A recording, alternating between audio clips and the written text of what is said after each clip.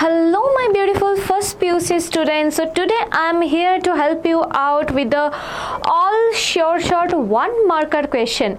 So I know your exam is knocking your door and you are a little bit serious towards your study right now. So I guess this is the peak time so that you can practice a little bit of MCQs and whatever the 1 marker question, 2 marker question, 5 marker question, so that you can do really good in your examination by doing smart work only. So here I am going to help you out in this video with only MCQs.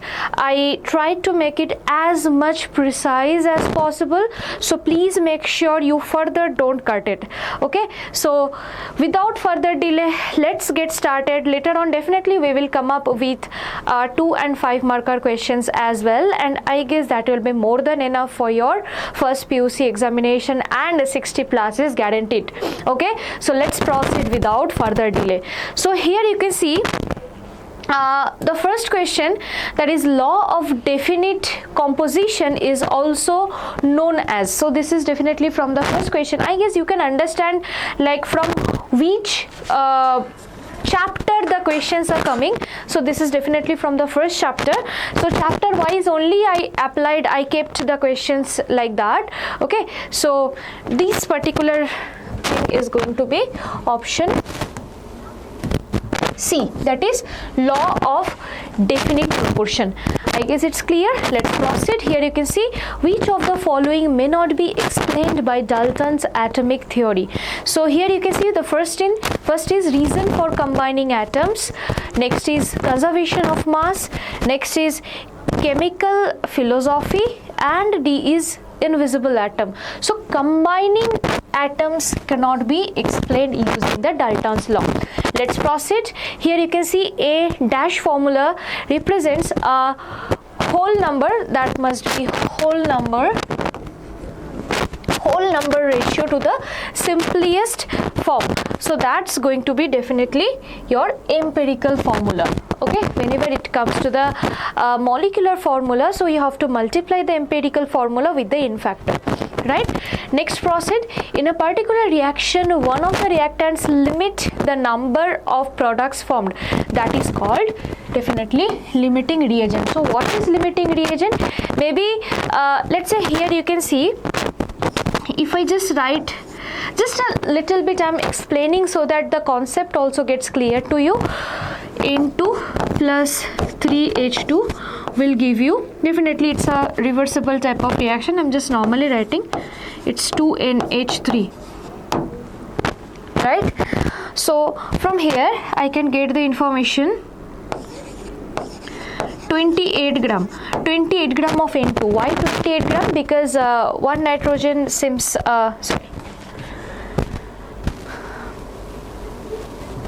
one nitrogen is 14 and 2 nitrogen is 28. Okay, and 3 hydrogen, so 1 H2 means 2, so 3 hydrogen means 6 gram.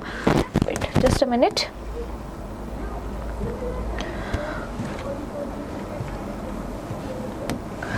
So 6 gram means 28 gram nitrogen will always require 6 gram of hydrogen to produce 17 into 2, 34 gram of ammonia. 34 gram of ammonia, right? Means 20, it's a general from the reaction stoichiometry you can understand 28 gram of nitrogen will always need 6 gram of hydrogen to produce 34 gram of ammonia. But let's say I have given you let's say 28 gram nitrogen I have given, okay, but hydrogen I am giving you, let's say 4 gram, right? 4 gram. So definitely 28 gram nitrogen and 4 gram hydrogen will be consumed fast, right? So that will limit the reaction. Still some amount of nitrogen will be left, right? Because all the 28 gram nitrogen needs total 6 gram of hydrogen, but I am giving only 4 gram. right? So here hydrogen is the reagent that is limiting, means stopping the reaction. Only nitrogen cannot react, right? It requires hydrogen as well. Nitrogen is excess here, hydrogen is lesser here. So lesser means it is limiting, it's suppressing the reaction, it's stopping the reaction, and that's why it's called as limiting reagent. Okay, so I guess you understood the concept. Let's proceed further. Here you can see which one of the following sets of ions represents the collection of isoelectronic species. So isoelectronic species means the species who are having same count of electron. Okay, so if you just look at the species fluorine, so fluorine is basically 9, so F minus is going to be 10 electron, right? Now if I just look at chlorine, so chlorine number of electron is basically 70. If you do Cl minus, it's going to be 18, right? If you do sodium, so sodium is basically 11, so sodium plus will give you 10, right? Now if you just take sodium, then magnesium, okay, so magnesium is basically 12. Okay, if you make magnesium 2 plus, that's going to be 10, right? So now let's represent aluminium. Okay, aluminium is in general 13, aluminium 3 plus if you wanna make, then it will be 10, right? 13 minus 3, right? Next, if you proceed with potassium, potassium in general it's 19, so potassium plus if you wanna make it, it will be 18, right? Now if you want to make calcium, calcium in general is 20, Ca2 plus if you want to make, it will come as 18 again.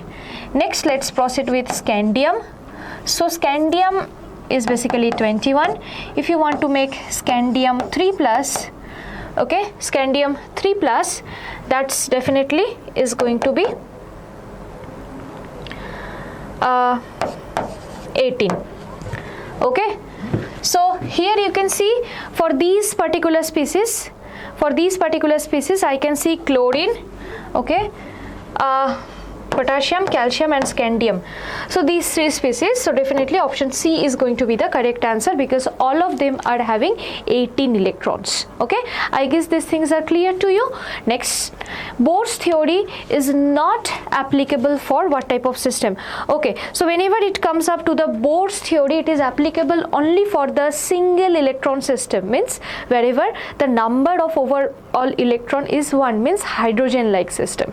Okay, so here you can see H plus indicates the whatever the electron present inside the hydrogen, it's only 1 electron, right? That is also removed, so means it's only the proton. So if there is no electrons, so definitely Bohr's theory will not be applicable for it. Let's proceed. So here the question comes, the splitting of spectral lines in the presence of magnetic field, this is called Zeeman effect. Okay, please remember two effects, okay, Zeeman effect and Stark effect. Okay, so in presence of magnetic field, the splitting of hydrogen spectra, it's called Zeeman, and in presence of electric field, the splitting of spectral lines, this is called Stark effect. Zeeman, there is a M, right? M indicates M, this is how you should remember actually, M is present in Zeeman, right? That's why it gets splitted in magnetic field. Okay, and electric field splitting, that is Stark effect. Okay, so don't mess up this too. Okay, let's proceed. Here you can see the next question, the principal quantum number signifies, principal quantum number means N. N represents the size of the orbital. Okay, let's proceed. Next question, the incorrect set of quantum number. Okay, so N value is 4, that's for sure, that's common for all the cases. Okay, now if you just look for the L should be N minus 1, right? 0 to N minus 1, 0 to N minus 1. Okay, so for this particular case, if you just see the L value for every cases, you can see 3 can be an option, like 0 to 3, 2 can be an option, but if you see this one, L is 4, N and L value cannot be similar, so this is going to be the correct one. Okay, so let's proceed for the next question. So here you can see we have to find out the correct order for the ionization energy. One means first ionization energy. So what does it mean? See, basically whenever it comes to the form of ionization energy, it means the removal of the electron from the valence shell, the energy you need to remove an electron from the valence shell of an isolated gaseous atom, right? That is ionization energy. So you have to check in which case the removal of electron is hectic. For those cases, definitely ionization energy will be maximum. So definitely neon is a noble gas, right? It has P6 configuration, which is very much stable, so definitely ionization energy is most. Rest of the species, if you see, boron, then beryllium, then oxygen, nitrogen and fluorine. So if you just look at this species, boron is basically 2p1. So 2p1, if you just see, 2p1 removal is very easy, because if you remove 2p1, you will be getting a very stable helium like configuration, that is a noble gas like orientation, right? So it should be least, right? So boron should come least, and we are having 3 that type of option. Okay, let's find the next one. If you just look at the beryllium is basically 2s2, right? So you have to remove the electron from the 2s2 system. From the S you have to remove electron. Okay, so now if you just look at oxygen, so oxygen is basically 2p4. Okay, so for this case, okay, let's proceed for the nitrogen. Nitrogen is 2p3, that is a half filled orbital. Okay, so removal is very hectic for nitrogen. Fluorine, if you see, it's 2p5. Okay, so fluorine, what fluorine wants, like, I won't give electron, rather give me electron, I will take it and I will make it 2p6. That's the reason fluorine forms F minus rather than that of F plus. Okay, so for this case, definitely after neon it should come fluorine. Okay, there are also 3 options you can see, but after fluorine what will come? After fluorine, oxygen will come rather than that of the nitrogen, right?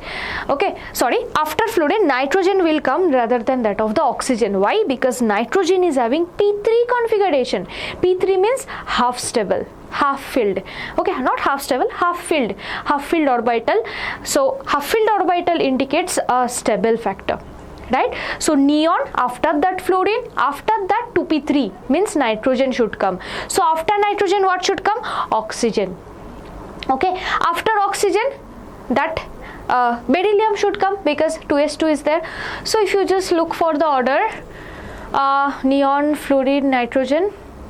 Okay, so option A is going to be the correct one. I guess it's clear to you. Let's proceed further. Okay, here you can see which of the following will have most negative electron gain enthalpy and least negative, and which the least negative. Okay, electron gain enthalpy, which case is most negative and which case is least negative.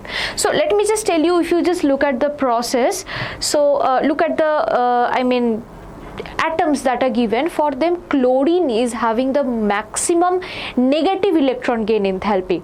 Okay, why? Because chlorine is having vacant p orbital, right? Sorry, vacant d orbital, because it is 3p5. So entire 3d is vacant, so definitely it can take electron nicely. Okay, electron gain enthalpy means the energy that is released while taking up one electron from the outside, right? So chlorine is having maximum negative electron gain enthalpy. Now if you just look for the least negative value, means towards positive value, then definitely it's going to be phosphorus, because phosphorus is a p3 like system. So for those cases, if you want to add more electron, so the system will be unstable. Okay, so your answer is going to be option D. I guess it's clear to you. Let's proceed further. Here you can see the set representing the incorrect order of the electron gain enthalpy. So electron gain enthalpy, again if you just look at this thing, electron gain enthalpy, what happens if you just follow from top to bottom, it keeps increasing, right? So but for this particular case, chlorine is less than that of fluorine. Okay, always remember electron gain enthalpy, if you just see electron gain enthalpy, if you see, chlorine always should be more than that of fluorine. Why? Because fluorine being more electronegative, it has no space to gain electron, right? Where it will accommodate the electron, it is only having 2p orbital, right? 2p5, right? But chlorine is having entire 3d vacant. Means, let me just tell you, you like guests but you don't have enough room to accommodate the guests in your house, right? Then what's the benefit of it, right? But chlorine is electronegative as well, and it is having entire 3d left, right? So that's the reason for this case chlorine should be greater than that of fluorine. So option D is the incorrect one. Okay, let's proceed. Here you can see the outermost electronic configuration of the most electronegative atom. So most electronegative atom is definitely going to be fluorine, and fluorine is basically a 2p5 system. So you can see option A is going to be the correct one. I guess it's clear. Let's proceed. So Pauling electronegativity values for the for elements are useful in predicting the polarity of bonds. Okay, so let's proceed. All the dash species, that is molecules and ions, have the same bond order. Okay, so bond order, this particular factor actually depends upon the electron, because who makes the bond? Electron, right? So definitely if the number of electrons are similar, then we can expect they will form same number of bond, and hence bond order will be similar. So the correct answer is isoelectronic. Okay, let's proceed. The shape of water.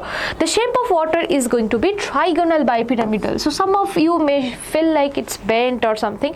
No, my dear, if you just take those lone pairs into account, then it will come to be as a trigonal bipyramidal. Let me show you, my dear.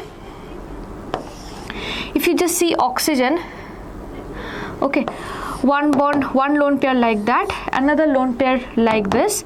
Now if you just want to represent like one bond towards front, hydrogen, and one bond towards back. Okay, so this is how it represents. You can represent, and the bond angle is definitely lone pair and lone pair bond pair is repulsion is there. So the bond angle is definitely less than that of the 109.5 degree. Okay, but the overall shape, if you discuss, it's definitely trigonal bipyramidal. Okay, let's proceed. Here you can see which of the following molecules geometry is true. Okay, so for this particular case, let me just tell you one by one. BRA5 trigonal bipyramidal, trigonal pyramidal. So trigonal pyramidal, it's definitely not going to be true. Means how you should identify? First, one option is that you can just find out the hybridization, and with respect to that you can assign them. Or in case if you don't know how many lone pairs and all it's there, that is the best way actually to find out the hybridization, and in accordance to that you just assign them the geometry. Or else just imagine it like that, how trigonal pyramidal looks like. Okay, so trigonal pyramidal, if I want to draw, here comes the central metal, right? If I just write metal or any species, central atom, if I just write. Okay, now if I just write the species out there, here one species, here one species, here one species, just make a bond like that. So this is my triangle and trigonal pyramidal. So one species out of the plane, it looks like that. So you can hardly assign four other atoms, right? 4 other atoms over here. Okay, but here basically, sorry, just a minute, this particular bond needs to be with M, right? Yes. So here I am having 5. How is it possible to fit this thing in trigonal pyramidal? It's not possible. Okay, so that's going to be a wrong one. Okay, now if you just look at the PCl5, PCl5 also cannot be seesaw. Okay, so PCl5, it is trigonal bipyramidal again, like BRF5. Okay, now if you just look at ClF3, ClF3 is basically, yes, it's definitely, it's going to be T-shaped. How it's coming, you can see Cl. So here I am having one lone pair, here I am having one lone pair. Okay, so here, so this is a triangle, right? You can see I can attach them like that. Okay, so one if this, one if below. Okay, so now you can see this is the geometry. Okay, this is the geometry of that. Okay, this is the geometry of the ClF3 molecule. As this is having a lone pair, right? Just hold the structure, hold this 2 bond like that, okay, and bend the structure like that. Rotate it like this. So you will see fluorine, chlorine, fluorine, and below one fluorine, and above 2 lone pairs like that. Okay, so the structure, if you just, lone pair is not a part of bond, right? It's a cloud of electron, right? So if you just ignore the lone pair, the structure will appear to be as T-shaped. Okay, so definitely that's going to be the correct one. Okay, I guess you understood. Overall the shape, including the lone pair, it will come as trigonal bipyramidal. But if you just just look for the geometry, then just rotate the structure like that. Okay, what you will get? Fluorine, chlorine, fluorine in a single line, and another fluorine below. So it's a T-shaped. I guess it's clear to you. Let's proceed for the next. The angle between 2 bonds in a linear molecule. So linear molecule, if you just see, I'm just showing this example. So it's a CO2, it's a linear molecule, so the angle between them is 180 degree, right? I guess it's clear to you. Let's proceed further. Here you can see the orbitals are resulted from sp hybridization have, what is the percentage of s character? So sp equal contribution in the hybridization, so 50-50. Okay, so 50% S and 50% P character. I guess it's clear. Let's proceed. The type of hybridization does BCl3 molecule undergo? So for this particular case, I suggest you people please pause it with the steric number technique. So steric number calculation, how I should do? The number of sigma bonds that the central element is forming, the central atom is forming, plus the number of lone pair, Okay, so that will give you the hybridization count. Okay, so first you can see just BCl3 molecules, number of bond Cl, it's a trigonal planar structure. So number of sigma bond, I am having 3. Is there any lone pair for boron? No. So 0. So steric number is coming as 3. So 3 means start from S. Okay. So 1s and 2p. Total 3 orbital. Right. So I am having sp2 hybridization. I guess it's clear. Let's proceed. Here you can see combination of 2 atomic orbitals result in the formation of 2 molecular orbitals.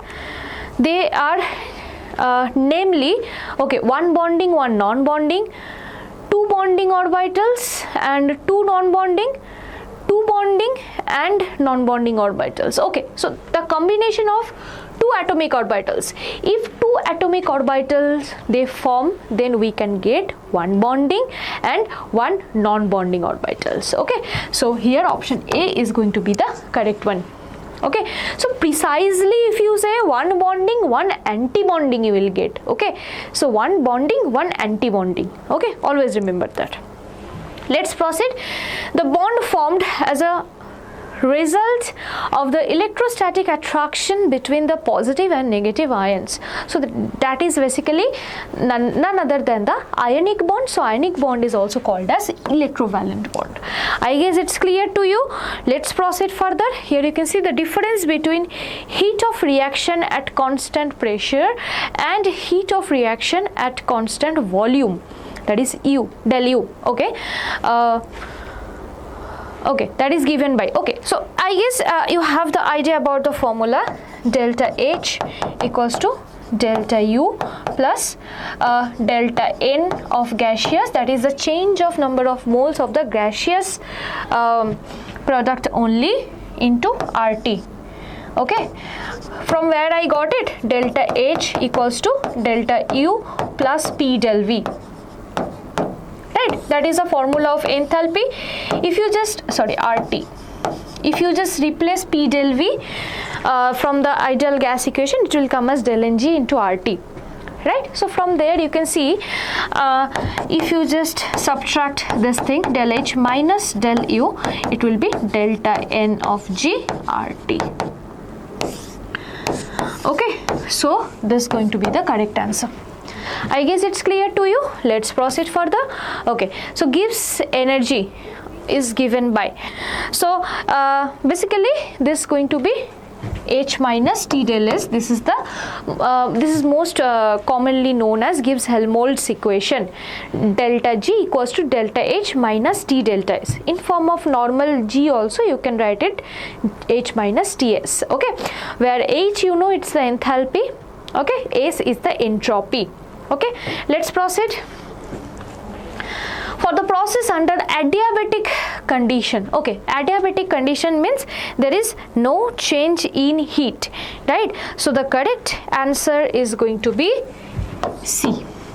Okay, Q means heat. Let's proceed. The enthalpies of all element in their standard state is definitely going to be 0. Okay, let's proceed.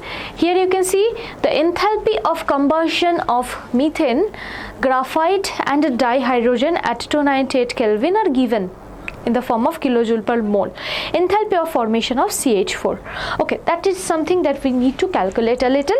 Okay, once you just write down the equation of the combustion of methane, graphite and dihydrogen, and then arrange those equations, the chemical equations, in such a way that will come up to be the reaction that involves the formation of CH4. Let me just do it for you.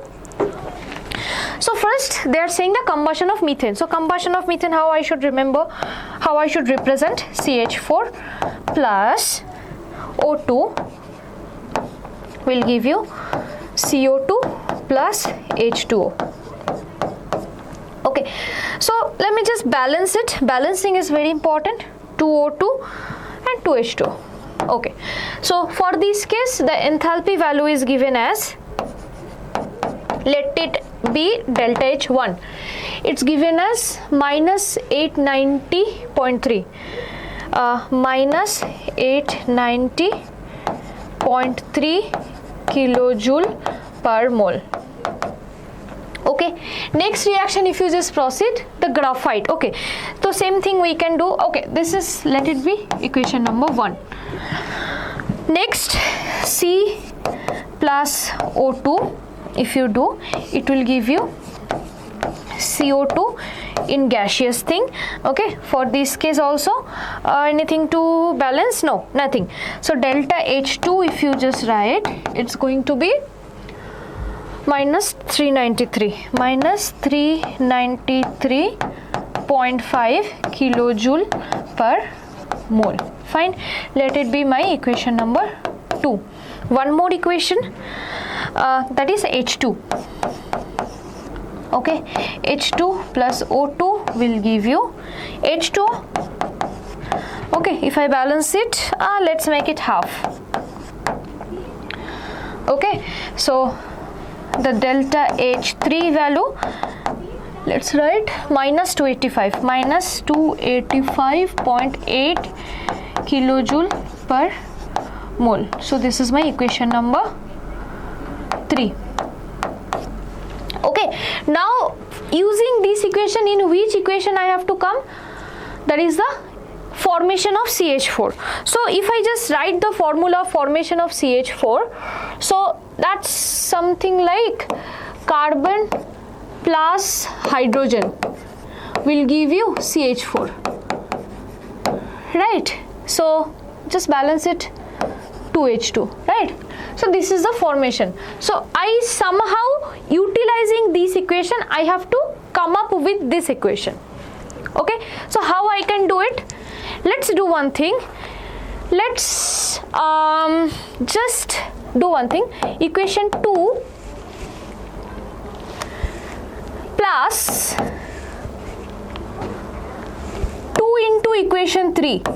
2 into equation 3 let's do, and then minus equation 1. Okay, let's do what comes.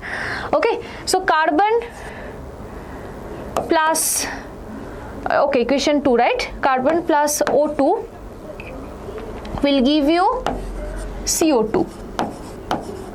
Fine. So now we are going to do 2 into equation 3. So 2 into equation 3, 2H2 plus O2 will give you H2. Fine. Next equation is minus CH4 minus 2O2 will give you minus CO2 minus 2H2. Everything will be cancelled out. Fine. Let's write.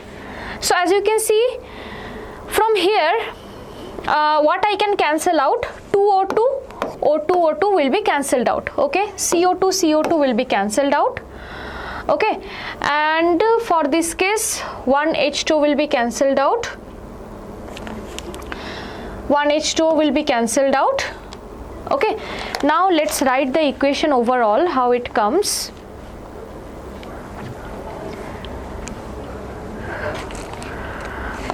Here, from here I can write the carbon plus 2H2 minus CH4 will give you, okay, water should be cancelled out here.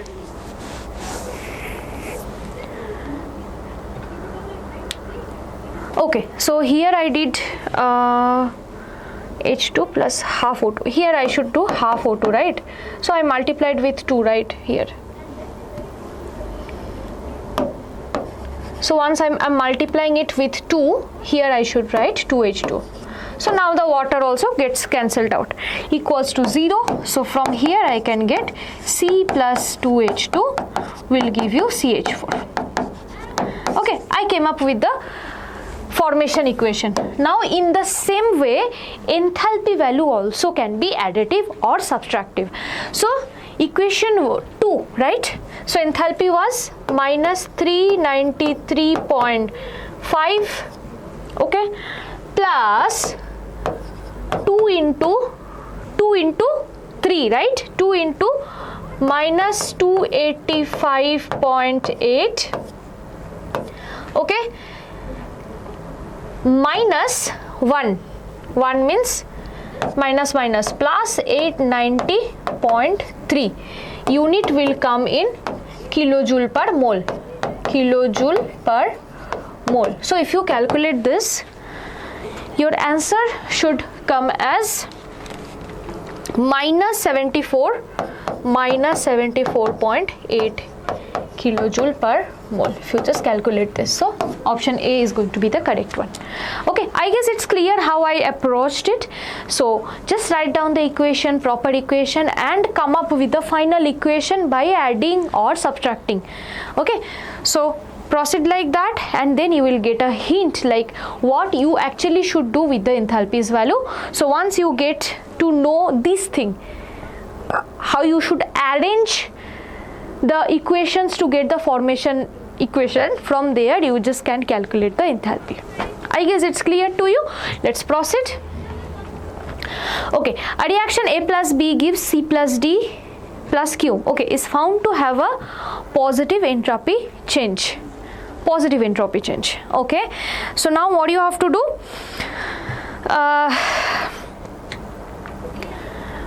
the reaction will be spontaneous at what type of temperature. Okay, so this type of question should be approached with respect to Gibbs-Helmholtz equation. So what is the equation? Delta G is basically equals to delta H minus T delta S. So any reaction, when it will come spontaneous, the delta G value should come negative. Okay, that's mandatory. Okay, now what they are mentioning? They are mentioning that this particular thing is always positive. Delta S is always positive, right? Is found to be a positive entropy change, right? This value is positive. Okay, now if it comes positive, so definitely whatever the value of T comes, overall things will come as negative. Right? So it's going to be at any temperature. Let's proceed for the next one. Okay, the second law of thermodynamics states what? Okay, whenever a spontaneous process occurs, it is accompanied by an increase in the total energy of the universe. Okay, next you can see the entropy of the system is constantly increasing. Okay, next is neither of the above. Next, both A and B. Okay, just let me tell you, my dear, option B is definitely going to be wrong, because the entropy of the system is constantly increasing. No, it can be increasing or it can be decreasing, but it should be the entropy of the universe is constantly increasing. Okay, so entropy of the universe is constantly increasing, not for the system. And if you just look for the first option, whenever a spontaneous process occurs, it is accompanied by an increase in total energy of the universe. Okay, so energy of the universe always keeps increasing, but if you just look for the system, okay, so with respect to that, it's going to be wrong. Okay, so option A and B both are going to be wrong. So option C is the correct one, neither of the above. Okay, I guess it's clear to you. Let's proceed. Okay, entropy of the system increases in the order. So definitely gas is having maximum entropy because of the randomness, then liquid, then solid. Option B is the correct one. Next, here you can see the free energy function is defined as delta G equals to H minus T del S, gives Helmholtz equation, right? Let's proceed. Okay, a spontaneous reaction is possible if, okay, again we have to answer it with respect to delta G equals to delta H minus T delta S. Let's see one by one condition. Okay, so now let's see, if I need a spontaneous reaction is not possible. Okay, spontaneous reaction is not possible, in which case either del G needs to be positive or it needs to be 0. 0 I am avoiding, it is the equilibrium case. So I must need del G to be positive in order to not make the reaction spontaneous. Okay, so which case it can come spontaneous? See, delta H and T delta S, if both the term negative, so definitely this is negative, this delta S, if it is negative, it will come as positive. T delta is positive. Okay, so plus and minus. So if the delta H value is unknown, okay, it can overcome that any, like if high temperature is there, it can overcome the value, right? So delta H can be positive, can be negative. Okay, if delta H is greater, then delta G will be negative. If T is greater, then it will be positive. So there are two different possibilities. So option A we can't take. Next, let's proceed with the option 2. What it is saying? It is saying delta H and delta T, T delta S both are positive. Okay, so this is positive, this is positive. Okay, and T delta is positive and negative makes overall thing negative. Okay, so from the, again it depends upon the temperature factor. Okay, if it is positive thing, positive negative will make negative, right? So again it depends upon the temperature. Okay, if the temperature is too high, it will overcome the delta H value and delta G will be negative, right? right? So we have the possibility, right? Again T is less, then delta G can be positive. So two different option. Now let's proceed for the next option. So option A and B both has two possibility. We can't take option A and B. Okay, see, delta H is positive and T delta S is negative. Okay, let's see. Delta H is positive, fine, and T delta S, this entire thing is negative. Okay, now just look at that. Here delta H is also positive and T delta S negative, negative will be positive. So overall all the things full it comes positive. There is no other option, right? So definitely option C is going to be the correct one. I guess it's clear. Just assign the values in this equation and check what is the sign of the delta G coming. Okay, if there are options, don't take them. And here there is no option. This is positive and negative will come positive. So from overall the thing positive is coming. So delta G is positive, means non-spontaneous. I guess it's clear. Let's proceed further. Standard state, I guess I discussed it, it's 0. Let's proceed. Okay, what effect does a catalyst have on the equilibrium position of a reaction? Very important question. Okay, a catalyst favors the formation of the products, a catalyst favors the formation of the reactants. A catalyst doesn't change the equilibrium position of a reaction. A catalyst may favor the reactants or product formation depending upon the direction in which the reaction is written. Okay, so for this case, let me tell you, 35C is going to be the correct one. Okay, the catalyst does not change the equilibrium position of a reaction. Okay, so basically what happens, whenever in any kind of reversible reaction you are adding catalyst, so it will help you, the catalyst will help you to attain the equilibrium condition faster. Once the equilibrium condition is attained, then there is no role of the catalyst. The forward direction and reverse direction, means backward direction reaction, will carried out in the same rate. So it will not hamper the position of a reaction. Okay, and definitely product formation, reactant formation, there is no role in catalyst for a reversible case, for an equilibrium position. Okay, I guess it's clear. Let's proceed. I guess this concept is clear to you. Catalyst can play crucial role to attain equilibrium. After attaining equilibrium, it has no as such role, because the forward and backward process will be happening simultaneously in the same speed. So let's proceed for the next question. So here comes, you can see, which of one of the following statement is incorrect. So adding product shifts the equilibrium to the left, adding reactants shifts the equilibrium to the right, exothermic reactions shift the equilibrium to the left. With increasing temperature, adding a catalyst shifts the equilibrium to the right. Okay, so let's just understand these things with respect to a general chemical equation. So that is, let's say A plus B gives C plus D. So this is the reaction that is taking place, okay, in a container, and it is in the equilibrium condition right now. Okay, so the first condition is adding products to the reaction. So let me just add some amount of C. Okay, so now you can see once the equilibrium is attained, it is 50-50 out there, 50-50, right? So let's say I'm adding 10 more C from outside. So what is basically happening? So here 50, here 60. So now there is an like the equilibrium is not balanced. So what it will do, product will be shifted towards the reactant end in order to balance it, right?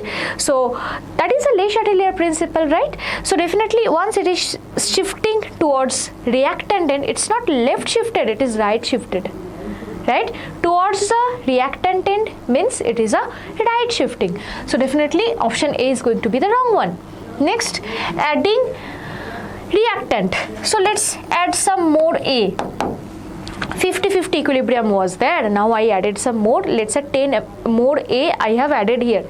So what will happen basically here? So 10, 50 plus 10 here 60, and that side 50. So again equilibrium is disturbed. So basically what happened? More amount of reactant will go to the product, so it will be left shifted, not right shifted. So that is also going to be the wrong one. Next, exothermic reaction shift the equilibrium to the left with increasing temperature. Okay. So basically exothermic reaction means after the reaction the heat will be released. So after the reaction the heat will be released. So what basically happens? After reaction my heat will be released, again you are heating the system, again you are giving temperature, so it will try to utilize the heat. If for a reaction forward reaction is exothermic, backward reaction must be endothermic, so it will try to utilize that heat that you are giving, right? So that's the reason it will go backward means it will go towards reactant end, means left shifted. Okay, so that's going to be the correct one. Okay, I guess it's okay.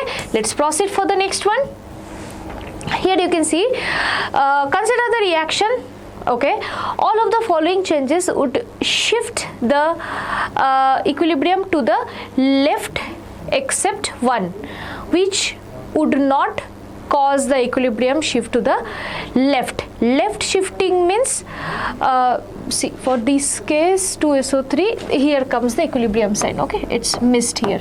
Okay, so now if you just look at the left shifting means towards the reactant end. Okay, towards the reactant end. So let's proceed. Removing of SO3. So if you just look for the SO3 formation, if you just look for the SO3 like reaction, then if you just remove SO3, the reaction will coming back to the reactant end, right? So if it coming back to the reactant end, then definitely it is a left shifting, but we have to find something that will not cause equilibrium to the left shift, but it will give you the left shifting. Okay, now removing, adding some SO2. So again adding some SO2, the product side will be more, reactant is less, so some amount of product will come to this side, so left shifted. Decreasing the temperature. Okay, so if you just see, it is an endothermic process, right? So endothermic process, for this case again you are just decreasing the temperature, right? So definitely for endothermic process, if you again decrease the temperature, it will go left shifted, opposite direction, right? Now again you can see adding a catalyst that speeds up the decomposition of SO3. Okay, for this case you can see, if SO3 is getting decomposed more and more amount of SO2 and oxygen you will get, and hence the reaction will go to the right side, right shifted. So option D is going to be the correct one, that will go towards the right end, towards the product end. I guess it's clear to you. Let's proceed. Okay, so for this case, for the reaction of hydrogen cyanide with water to form hydrogen ions and the cyanide ions, the equilibrium constant at 25 degrees Celsius is given. Okay, what does this tells about the position of the equilibrium at the rate of reaching equilibrium? Okay, so basically 10 power minus 10, this particular thing will tell you the everything, that is a range of K. Okay, so once the value is very less, that it is in the range of 10 power minus 10, means very lesser value of K, means the reaction equilibrium constant is very small, hence the reaction will occur in a very slow rate, means forward direction is very slow. Okay, so the equilibrium lies towards the reactant and the rate is low. That's going to be the correct one. Okay, let's proceed further. Here you can see conjugate base of the Bronsted acid of H2O and HF. Okay, so for this case, for H2O, if you want to write the conjugate base means acid after releasing its acidic hydrogen. So once H2O will release its H plus, it will form OH minus, right? So OH minus is the conjugate base. Okay, now for HF, if it releases the H plus, then it will form F minus, that's going to be the conjugate base. that's going to be the correct answer, option T. I guess it's clear. Let's proceed.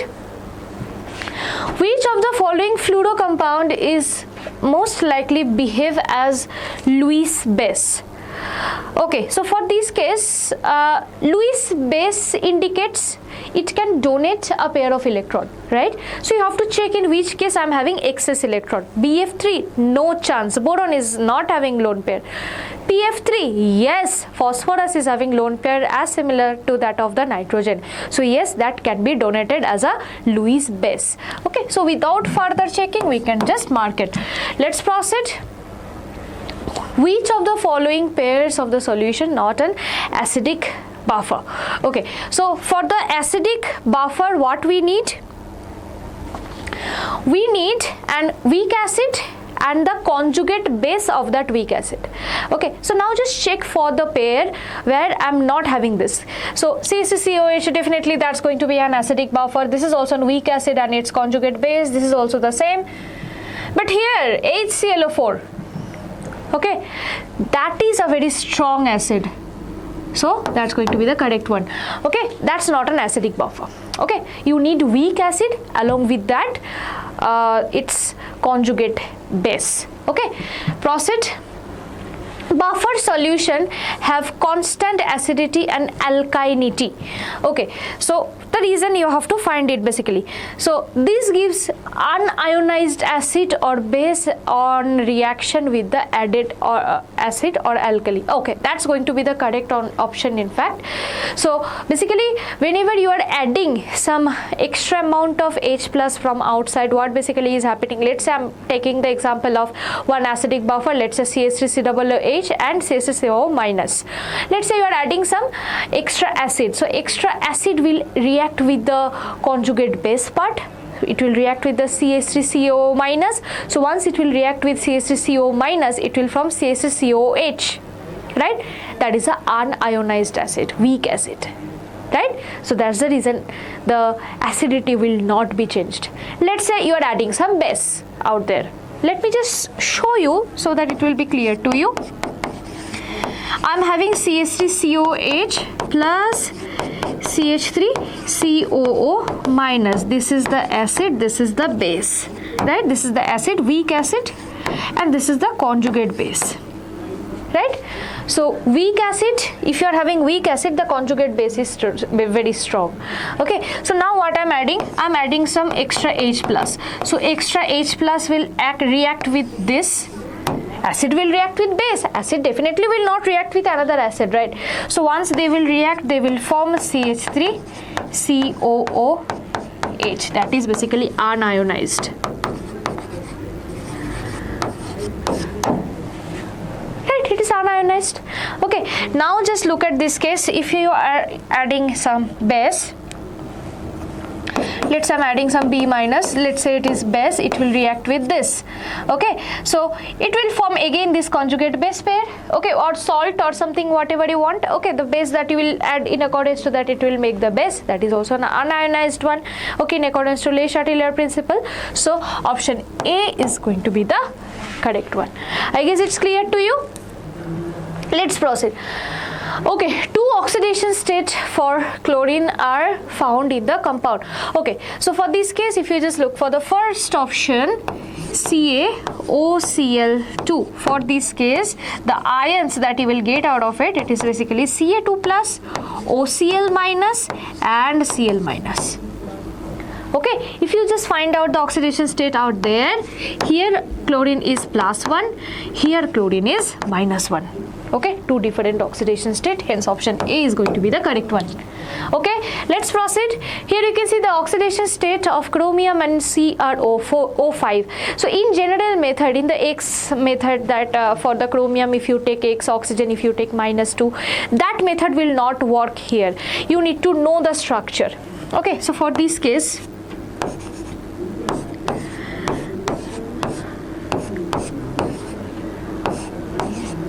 the structure looks something like this. Okay, here 2 to 4 oxygen, they are in a peroxide linkage. Okay, so if they are in a peroxide linkage, then oxygen will be of -1, not -2. One oxygen is -2, but another 4 oxygen will be -1. So if you calculate in accordance to that, so X plus 4 oxygen into -1 plus 1 oxygen into -2, overall 0. Okay, so if you just see, X will be 6. Okay, your answer is going to be option C. I guess it's clear to you. Let's proceed. Here you can see the next question for the redox reaction, this, the correct coefficients. Okay, fine. This thing you just have to balance it. Okay, so this type of balancing problem is very much important for your board examination as well as for your KCET examination as well. So please don't forget in your PU2, that's really gonna help you out. Okay, so let's balance one by one. Here you can see we will balance it in half reaction at first. MnO4 minus will give you Mn2 plus. This is the first part. Another part is C2O4 2 minus, C2O4 2 minus,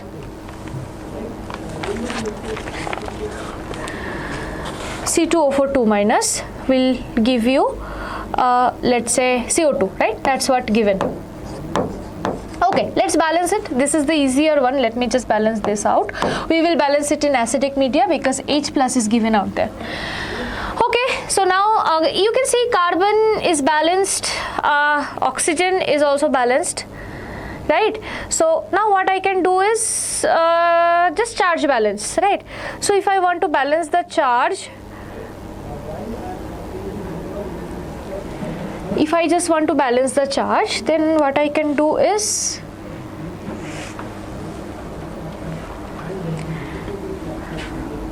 I can add 2 electron this side, right? Now everything is balanced. Yes. Now for this case, manganese is balanced. I can add water to balance the oxygen. I can add 4 water. Okay. Now 8 hydrogen by default it's coming, so that I am balancing by 8 H plus. Now what I have to do? I have to do the charge balance. So here you can see plus 8 from here minus 1, overall it coming plus 7. Here I am getting plus 2. So how should I do it? Opposite side I will add how many electron? Let's add 5 electron. Yes, now it's balanced. This side also plus 5 electron, his side also plus 2. Here I'm getting plus 2 both side. So this is my equation number 1, this is my equation number 2. Now we have to just make this thing, the number of electrons similar. So equation 1 I'm going to multiply with 2, equation 2 I'm going to multiply with 5, right? Now let's write the overall equation. I'm just writing it in a single line. Okay, you can do it in a multiple steps when they will ask you in a proper 3-marker problem. Okay, so 2MnO4 minus plus 16H plus, see electron will be cancelled out, I'm avoiding it, plus 5C2O4 2 minus, okay, will give you 2Mn2 plus 2Mn2 plus 8H2O plus 10 CO2. This is the reaction. Yes, all good, right? So for this case you can see MnO4 minus is going to be 2, okay, C2O4 2 minus is going to be 5 and H plus is going to be 16. So option B is going to be the correct one. I guess it's clear to you. Okay, just a little bit step jump I did because anyway whenever it will come 2 to 5 marker I am definitely going to explain one proper this type of balancing ion electron method, so there you will understand. Okay, let's proceed. Number of moles of MnO4 minus required to oxidize 1 mole of ferrous oxalate completely in acidic medium. Okay, so here we are going to use the same reaction like this one. Okay, so ferrous oxalate, this is the oxalate ion and this is a manganese. This is definitely the it is oxidizing, right? So it is oxidizing the ferrous oxalate. So let's copy the same reaction here. I'm not doing it again. Okay, so the equation, it comes up to be, wait, just a minute. Okay, iron oxalate will come. I guess the things will not come similar because of the number of electron exchanged. Okay, let me just do it anyway. Okay, let's proceed with this problem. So here you can see the number of moles of MnO4 minus required to oxidize 1 mole of ferrous oxalate completely in acidic medium. Okay, so for this case again same type of equation. Let me just show you again. Here you can see ferrous oxalate FeC2O4, right? So that will give you, on being oxidized, it will give you Fe3 plus CO2, right? And another equation you know that we already did in the last question, MnO4 minus will give you Mn2 plus. Okay, just first let's do this thing. So I'm adding 4H2O this side, and to balance the water I'm adding 8H plus. Now to balance the electron I'm adding 5 electron this side. I guess you understood the reason. So from here we did the same thing. Okay, now for this case let me just balance it. 2 CO2 if I do, everything will be balanced. Okay, now if I add 3 electron this side, so it will be neutralized both side. Okay, so let's say this is my equation number 1, let's say this is my equation number 2. Okay, so equation 1 I'm going to multiply with 5 and equation 2 I'm going to multiply with 3. Fine, so let's write the overall equation. Overall equation will come up to be something like 3 MnO4 minus plus 5 FeC2O4 plus 24H plus will give you electron will be cancelled out anyway, will give you 3 Mn2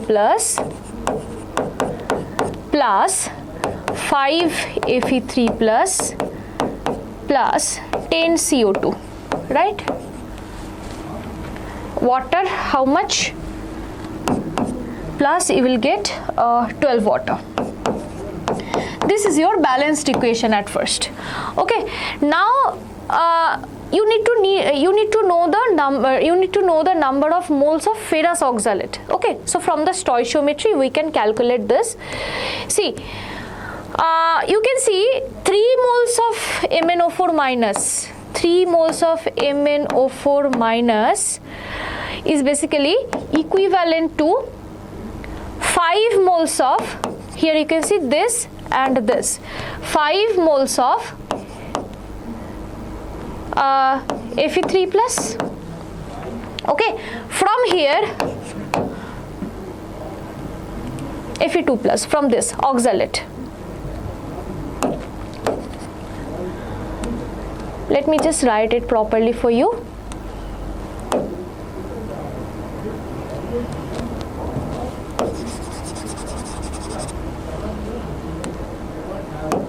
This thing. Okay, so 5 moles of ferrous oxalate, right? So from here what I can write? So moles of 1 moles of MnO4 minus is going to be 3 by 5 moles of FeC2O4. From here if you calculate 3 by 5, that's going to be 0.6. Okay, the 0.6 is going to be your correct answer. I guess it's clear to you. Let's proceed further. Okay, so here comes the next question.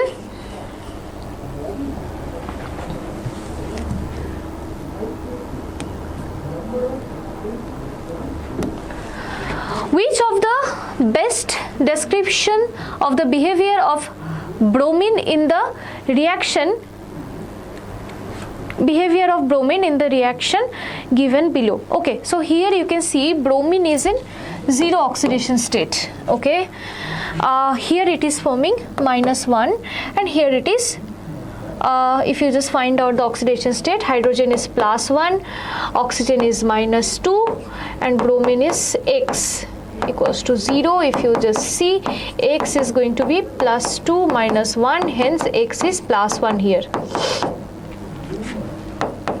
Okay, so here from the 0, it's once it's getting oxidized, another one it is getting reduced. Okay, so from here I can tell that it is both oxidized and reduced, and hence it is disproportionation type of reaction.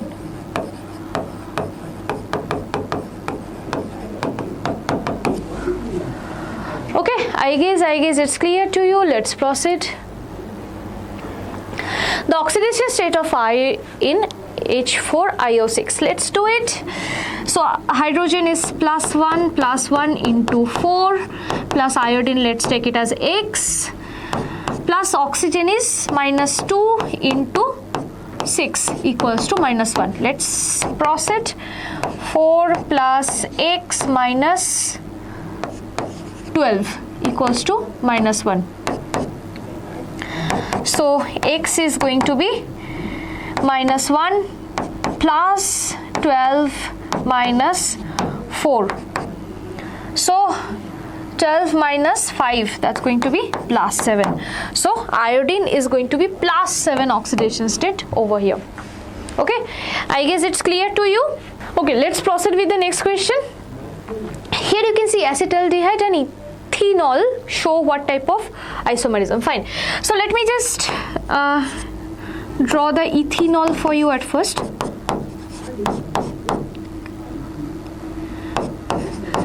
This is your ethanol, right? So this is your enol. This functionality is enol. If it tautomerize, it will give you this type of compound, CH3, C double bond O. Okay, so it's a basically this is acetaldehyde, so you can see it is a tautomerism. Okay, keto-enol tautomerism. I guess it's clear. Let's proceed. What is obtained by the thermolysis of haloalkanes? So definitely thermolysis, whenever you are going to do for the alkanes, haloalkanes, definitely it's going to give you the free radicals out of it. Okay, let's proceed. Let's proceed with the next question. Here you can see which of the following is the apparatus for the differential extraction. So differential extraction will require separatory funnel. So you can see just a balloon like funnel where at the below there is a knob, one by one layer liquid we can separate it out. Okay, that is a separatory funnel. Next you can see in column chromatography identify the mobile and stationary phase. Okay, so in column chromatography what basically happens, so mobile phase is basically the liquid in which your stationary phase is dipped. So stationary phase is basically solid and your mobile phase is basically the liquid. Okay, so mobile and stationary phase is basically the liquid and solid. Okay, proceed. Identify the element that cannot be detected by the Lassigne's test. So in Lassign test you can identify nitrogen, fluorine, sulfur, but not phosphorus. So phosphorus is going to be the correct approach. Next, in the combustion reaction of alkanes, if ethane is used, how many moles of oxygens are required? Okay, so ethane, if you just see, that is basically CH3, CH2, okay, plus O2 will give you CO2 plus H2. So to find out the stoichiometry of oxygen, there is a formula. Okay, how to use it? That is 3n plus 1 divided by 2. That is the stoichiometry of oxygen. N, what is N? N is basically the number of carbon atoms. Okay, I'm having 2 carbon, so 2 into 3 plus 1 divided by 3. So 7 by 3 is going to be 3.5. So option D is going to be the correct one. I guess it's clear to you. Let's proceed. Which of the following is true regarding the boiling point?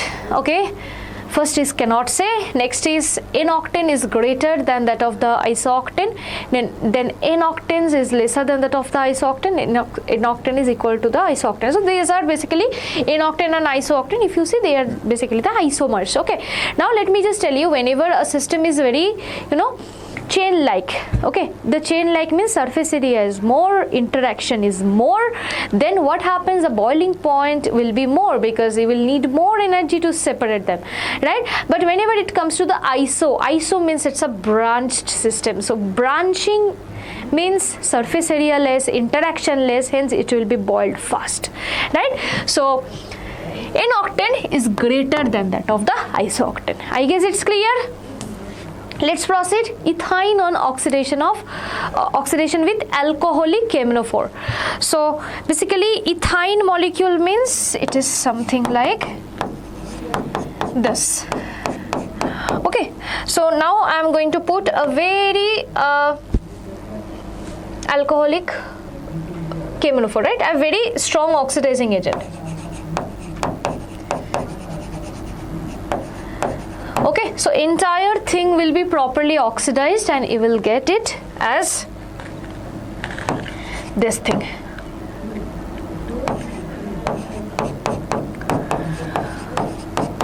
Okay, so this is nothing but oxalic acid. I guess it's clear to you. Let's proceed. Here you can see, calculate the number of sigma and pi bonds present in the benzene. So if you just draw the benzene structure,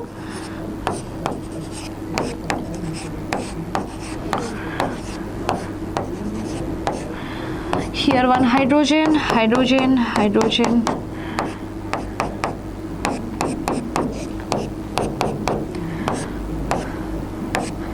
Okay, so now if you just count the number of bond, you will see 12 sigma bond and 3 pi bonds are there. Okay, I guess it's clear. Let's proceed. Which of the following is used to reduce phenol vapors to benzene? Okay, so phenol vapors to benzene means phenol to benzene conversion. We use zinc dust. Okay, it's a direct conversion method. Let's proceed. Okay, benzene on treatment with excess of chlorine in the presence of anhydrous AlCl3 under dark and cold condition. Okay, so basically what happens, I'm having benzene, I'm having excess chlorine in presence of AlCl3. Okay, Friedel-Crafts reaction will take place, and as I'm having excess chlorine, so all the all the carbon will be replaced with chlorine here. Okay, just because it is present, excess chlorine is mentioned, so hexachlorobenzene is going to be the correct one. Let's proceed. Okay, which of the following is an example of ortho and para directing group? So ortho and para directing group is OCH3 out there, because it gives lone pair and it actually enhances the electronegativity in the ortho and para position. So when any kind of electrophile wants to attack, it will attack in the ortho and para direction. I guess it's clear to you. Let's proceed. Okay, that's it. So this much we have done for 1 marker question. I guess you will not cut from this many questions, only 61 questions we have done.